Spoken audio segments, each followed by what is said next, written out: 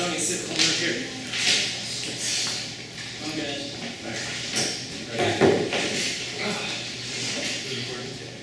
Good morning, class. Welcome to the other syndrome lesson. Today I'm going to be talking about a genetic disorder called Fragile X, or as I like to call it, the other syndrome. So, what is Fragile X syndrome?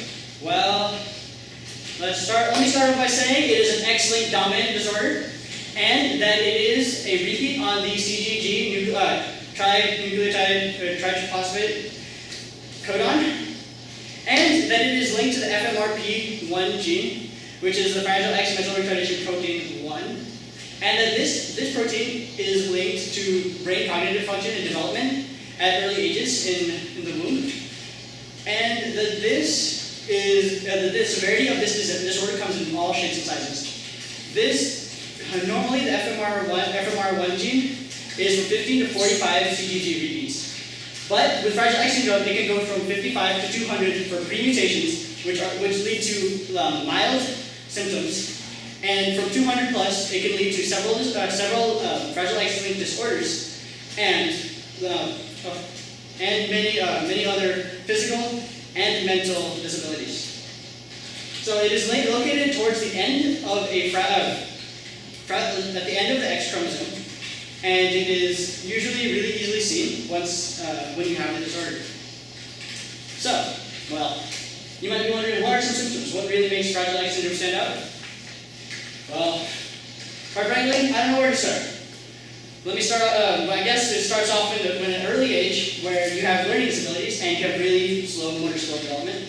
You develop choppy speech, and you even develop speech at a later age.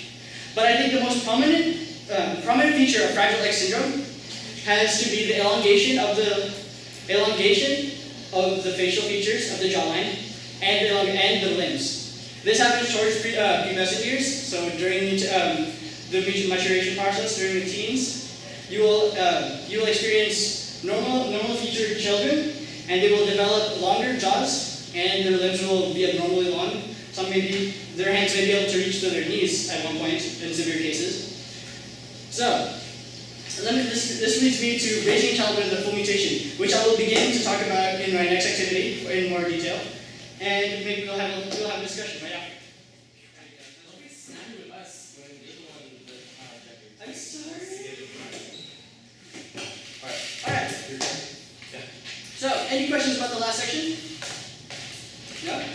Okay. Now that we finished the first mini lesson, let us move on to the first activity, revolving around hypersensitivity and the overloading of systems. In this simulation, I want to emulate the feeling of a person with Fragile X disorder, and how they feel in situations where things are ever changing, and there's just so many things going around them. So, let me grab one volunteer. You, ma'am, please just sit here, grab your chair, sit in the center of this open space. Sir, please stand up. I will have you walking around us. So, if at any moment in time you feel uncomfortable, please just say stop. Can you please move back a little bit further? Thank you. Okay, so begin moving. I'm going to ask you a series of questions now. You have to answer them as fast as you can. And as I said, if you feel uncomfortable, say stop. So, how was your day? How are you feeling? Is your family okay? Yeah. This one's your dog. Have you been working out? You're looking a little thin. What is the color of your hair right now? Okay, is it raining outside?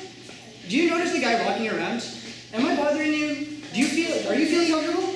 Are you starting to get the point of this scenario? Okay. Okay, there may have been a little bit odds. I have not for that scenario. So, what was your feeling? What did you notice that anything? What did you feel really overloaded? Or was it a little bit frustrating to not have the time to really process each question before there was another one being asked? No, what do you think with a person with Fragile X disorder, which experiences that on a daily basis, on everything they do, with a full mutation, how do you think they would feel? I think it'd be really hard. I think it'd be hard to be around other people at all. Alright, so let's only have 5 minutes left in class, and I'm done with my lesson. Does anybody have any questions for clarification, and to bring up any discussions?